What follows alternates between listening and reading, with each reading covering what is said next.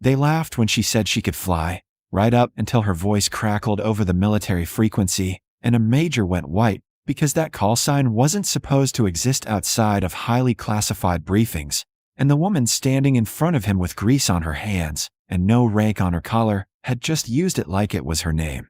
The argument had started 10 minutes earlier in the sweltering Nevada heat, near the tarmac edge of Nellis Air Force Base, where a formation of F-18 Super Hornets sat gleaming under the merciless sun, and Captain Ryan Hayes stood with his arms crossed, sweat darkening the collar of his flight suit as he stared down at the blonde woman in worn jeans and a faded gray t-shirt who'd just told him she could fly better than half his squadron.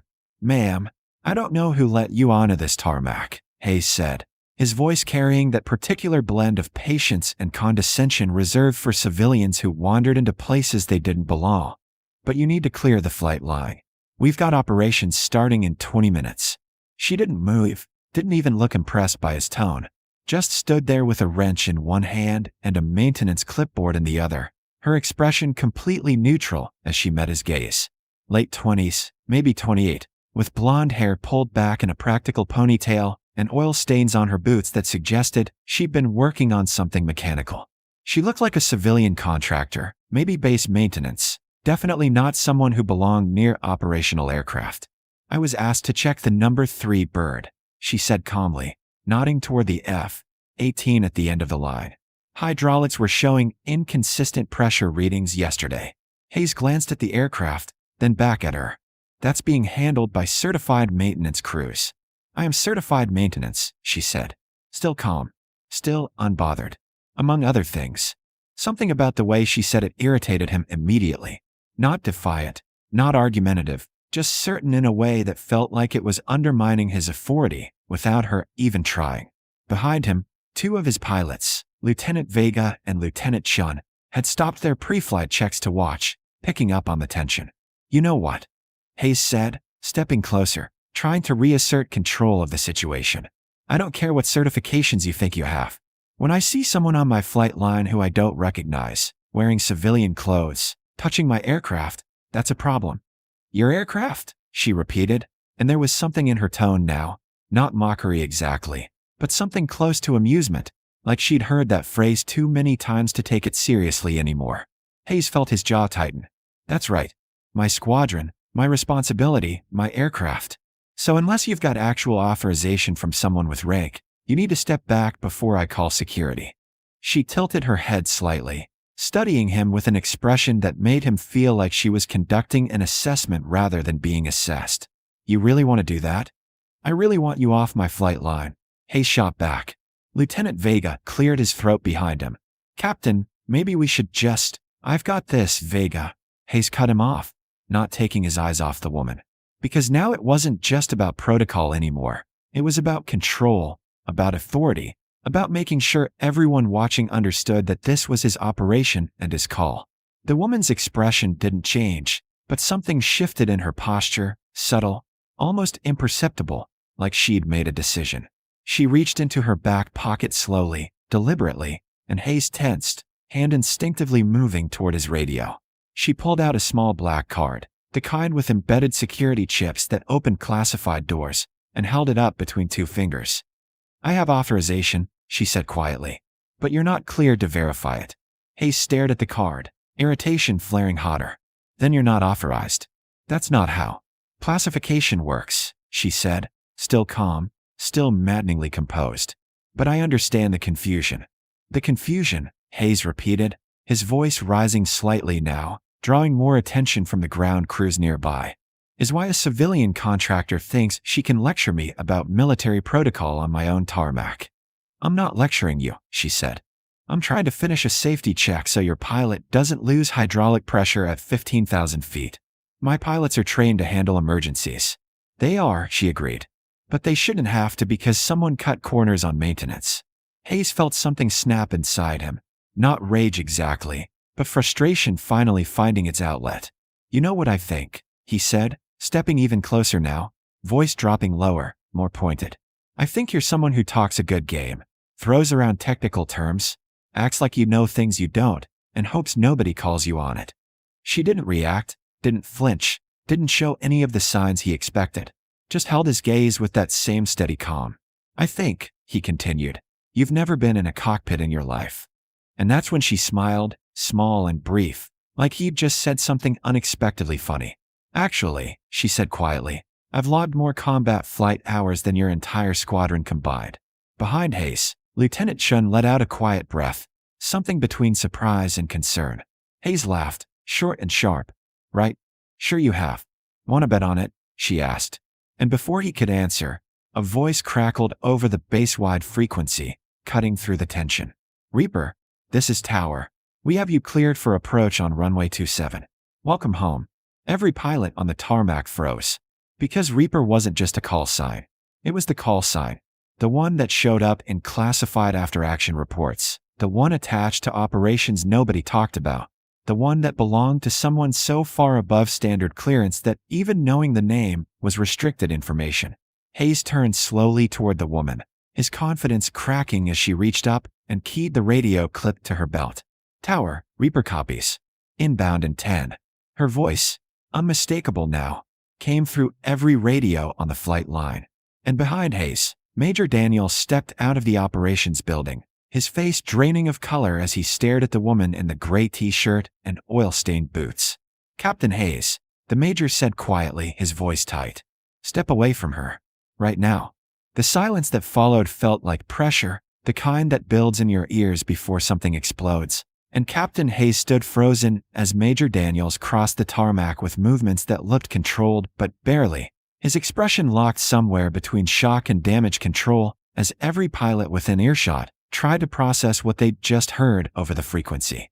Sir, I was just, Hayes started, but Daniels cut him off with a single raised hand, his attention fixed entirely on the woman who still stood there like nothing had changed, wrench in one hand, radio in the other, completely unbothered by the fact that she'd just identified herself using a call sign that wasn't supposed to exist outside of sealed briefing rooms.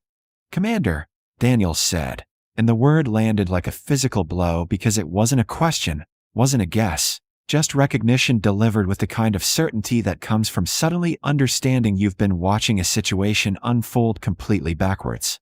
She gave a small nod, professional, minimal. Major. Daniels exhaled slowly, visibly recalibrating. I wasn't informed you'd be on site today. Last minute, she said simply. Got flagged on a maintenance report from yesterday's sortie. Hydraulic pressure inconsistencies on aircraft 307. Wanted to check it myself before today's ops. You flew in to check a maintenance report, Daniels repeated, and there was something in his tone now, not disbelief exactly, but the kind of careful recalibration that happens when someone realizes they're dealing with a completely different situation than they thought. Among other things, she said, echoing her earlier words to Hayes. Except this time they carried different weight, because now everyone understood she wasn't being vague. She was being deliberately restrained about information they weren't cleared for. Daniels turned to Hayes, whose face had gone from confident to carefully blank, the expression of someone trying very hard not to show how badly they'd just miscalculated. Captain, do you know who you've been talking to for the last 15 minutes? Hayes opened his mouth, closed it, then managed, No, sir. Commander Ava Kincaid, Daniels said, each word deliberate. Naval Special Warfare Development Group. Currently assigned to classified joint operations that I can't discuss on an open tarmac. Hayes felt something cold settle in his stomach. Sir, she wasn't wearing any identifiable rank or insignia because she doesn't have to, Daniels finished. Her operations are compartmentalized well above base-level clearance. The fact that she's here at all means something important enough to pull her from wherever she actually is right now, which should tell you everything you need to know about not questioning her authority. Behind them, Vega and Chun had gone very still, the kind of stillness that comes from watching someone step on a landmine and realizing you're standing close enough to feel the blast. Kincaid shifted slightly, her attention moving past Daniels to the F-18 at the end of the line. The hydraulic issue isn't catastrophic yet, but it will be if that bird pulls high-G maneuvers today. Someone swapped a seal during maintenance and used a part that's rated for lower pressure tolerance. It'll hold fine for basic flight, but sustained combat stress will cause failure. Daniels' expression tightened. How certain are you? Certain enough to fly in and check it personally, Kincaid said. And there was no arrogance in it, just statement of fact delivered by someone whose judgment on aircraft safety clearly carried weight. Daniels nodded once, sharp. Ground the aircraft. Get maintenance to verify and correct. He turned to Hayes. Captain, you're flying one bird short today until this is resolved. Hayes managed a stiff nod, his earlier confidence completely evaporated, replaced by the growing awareness that he'd just spent 15 minutes dismissing someone who outranked him in ways he was only beginning to understand. Kincaid set the wrench down on a nearby tool card, made a notation on the maintenance clipboard, then handed it to one of the ground crew who'd been watching the entire exchange with barely concealed fascination. Pressure seals on the port side hydraulic system. Part numbers flagged. Should take about 90 minutes to correct if you've got the right components on hand. The crew chief took the clipboard, glanced at the notes, then looked at Kincaid with something approaching reverence. Yes, ma'am. We'll handle it immediately. She gave a small nod, then turned back to Daniels. I need to debrief with Colonel Hastings while I'm here. Is he available? I'll make him available, Daniels said, which was answer enough. As Kincaid started to walk toward the operations building, Hayes found his voice again, though it came out quieter than he intended. Commander, She stopped, turned back, her expression neutral. Not angry, not disappointed, just attentive in a way that somehow made it worse because it suggested she'd already categorized the entire interaction and moved past it. I apologize, Hayes managed. I made assumptions I shouldn't have. For a moment, Kincaid just studied him, and Hayes had the uncomfortable sensation of being evaluated with the same precision she'd probably used to assess that hydraulic system. Seeing not just what he'd done, but why. Measuring not just the mistake, but what it revealed. You saw someone who didn't fit your expectations, she said finally, her voice level, neither harsh nor forgiving, just direct. And you decided that meant they didn't belong. That's going to cost you more than an apology someday. Hayes felt the words settle, not as punishment, but as observation, delivered by someone who'd clearly seen the pattern before and knew exactly where it led. The aircraft you were about to fly today, Kincaid continued, would have experienced hydraulic failure approximately 40 minutes into your sortie, based on the stress profile of your planned maneuvers. You would have had maybe 90 seconds to recognize the problem and execute emergency procedures before losing primary flight control. Your training would probably have saved you. Probably. She let that hang in the air for a moment, just long enough for Hayes to fully absorb how close he'd come to something catastrophic. Then continued. I didn't check that system because I think your maintenance crews are incompetent. I checked it because one wrong part, one small oversight, one person who didn't ask the right question, and people die. That's why I don't care if someone believes I'm qualified. I care if the aircraft is safe. Hayes swallowed hard. Understood, ma'am. Kincaid glanced past him at Vega and Chun, who were still standing at attention near their aircraft. Your wingmen look solid. Listen to them next time someone raises a concern, even if it comes from somewhere you don't expect. Then she turned and walked away, boots crunching on tarmac, blonde ponytails swaying slightly in the desert wind. Just another figure in civilian clothes crossing a military base. Except now everyone watching knew exactly who she was and what that meant. Daniels waited until she was out of earshot, then fixed Hayes with a look that carried more weight than any shouted reprimand. You're lucky, Captain. Very lucky. Yes, sir, Hayes said quietly. She could have let you fly that bird, Daniels continued. Could have let you discover the problem at altitude, on your own, as an object lesson in assumptions.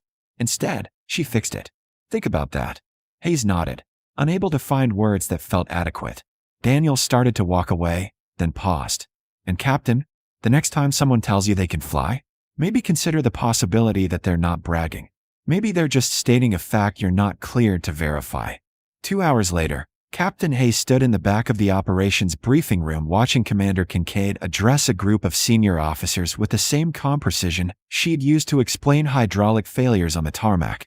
Except now she wore a proper flight suit with her rank clearly visible, and the audience included a colonel, 2 majors, and a Navy liaison who looked like he'd been pulled out of another meeting specifically for this.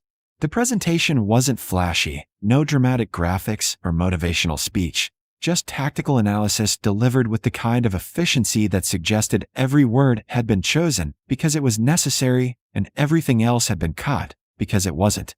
She talked about joint operation protocols, about integration challenges between Air Force and Naval Special Warfare assets, about lessons learned from recent deployments that were redacted even in this classified setting.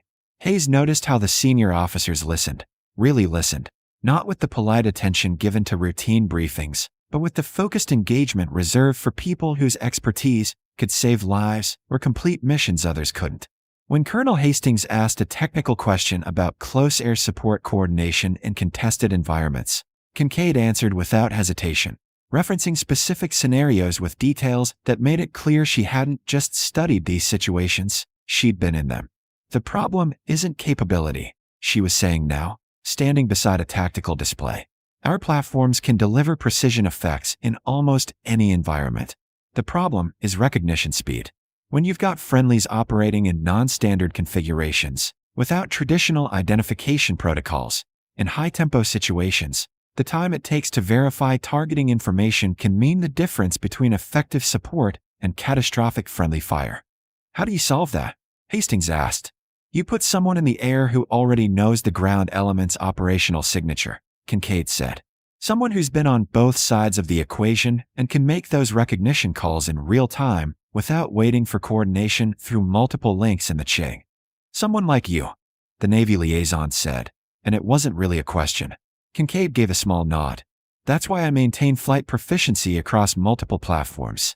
Not because I want to be a pilot, but because the missions I support require someone who can bridge that gap when it matters most. Hayes felt something shift in his understanding, not just of who Kincaid was, but of what she represented, someone operating at the intersection of multiple specialties, carrying qualifications that most people spent entire careers trying to achieve in just one area, and doing it not for recognition, but because the operational requirements demanded it. After the briefing ended and the senior officers filed out, Hayes lingered near the door, unsure if he should leave or stay, until Kincaid noticed him and walked over, her expression still neutral but not unfriendly. "Captain," she said simply. "Ma'am, I wanted to thank you," Hayes started, "for catching that maintenance issue. If you hadn't, someone else would have." Kincaid interrupted gently. "Maybe not in time, maybe not before you took off, but the problem would have been found eventually. That's how safety systems work. Redundancy." Still, Hayes persisted. "You went out of your way. After I'd been." He trailed off, not quite sure how to finish that sentence. "Doing your job," Kincaid offered, and there was something in her tone that wasn't quite humor but close to it. "You thought you were protecting your flight line from an unauthorized person. That's not wrong instinct. It was just wrong target." Hayes managed a weak smile. "Pretty significant miss." "They happen," Kincaid said. "What matters is what you do after.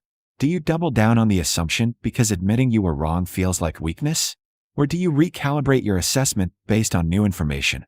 "I'm trying to do the second thing," Hayes said. "Good," Kincaid said. "That's the only way you get better at judgment calls. Make them, get some wrong, adjust, keep going." There was a pause, and then Hayes asked the question that had been building since the moment her voice had come over the radio. "How many combat hours do you actually have?" Kincaid's expression shifted slightly, not quite a smile, but something close. "Classified. But more than my squadron combined," Hayes said, remembering her earlier claim. "By a significant margin," Kincaid confirmed. "But that's not the point. The point isn't who has more hours or better qualifications. The point is recognizing that expertise doesn't always look the way you expect it to. And if you dismiss people based on appearances rather than evidence, you're going to miss important information." Hayes nodded slowly. "I'll remember that." "See that you do," Kincaid said. And this time there was definitely warmth in it, the acknowledgement that the lesson had been received, and that was enough. She started to leave, then paused at the door. "Your wingmen, Vega and Shun, they've got good instincts. Vega tried to slow you down twice during that confrontation on the tarmac. Next time, listen to him." "I will," Hayes promised. Kincaid nodded once, then disappeared into the corridor, leaving Hayes alone with his thoughts and the weight of everything he'd learned in the last 2 hours. Later that evening, as Hayes sat in the squadron ready room filling out mission reports, Lieutenant Vega dropped into the chair beside him. "So," Vega said carefully, "that happened. Hayes let out a long breath. Yeah. You okay? Define okay, Hayes said, setting down his pen. I just spent 15 minutes telling one of the most qualified pilots in the military that she didn't belong on a flight line. I feel like an idiot. To be fair, Vega offered. She wasn't exactly advertising her credentials. That's not an excuse, Hayes said. I made assumptions based on what she looked like, not what she knew. That's exactly the kind of thinking that gets people hurt. Vega was quiet for a moment, then said, For what it's worth, I don't think she's holding a grudge. She seemed more interested in fixing the hydraulic problem than punishing you for not recognizing her. That almost makes it worse, Hayes said. She had every right to tear me apart, and instead she just corrected the problem and moved on. Like it wasn't even worth her energy to be angry about it. Maybe that's the difference between someone who's actually good and someone who just wants people to think they are, Veda suggested. The good ones don't need to prove anything. They just do the work. Hayes thought about that. About Kincaid standing on the tarmac with grease on her hands. About her voice coming calmly over the radio. About the way senior officers had listened to her briefing like every word mattered. Yeah, he said finally. I think you're right. 3 weeks later, Hayes was back on the flight line when he saw her again. This time walking toward an F-18 with a full combat loadout, proper flight suit, helmet under one arm, moving with the easy confidence of someone who belonged exactly where she was. He caught her eye as she passed, and she gave him a small nod, acknowledgement without weight.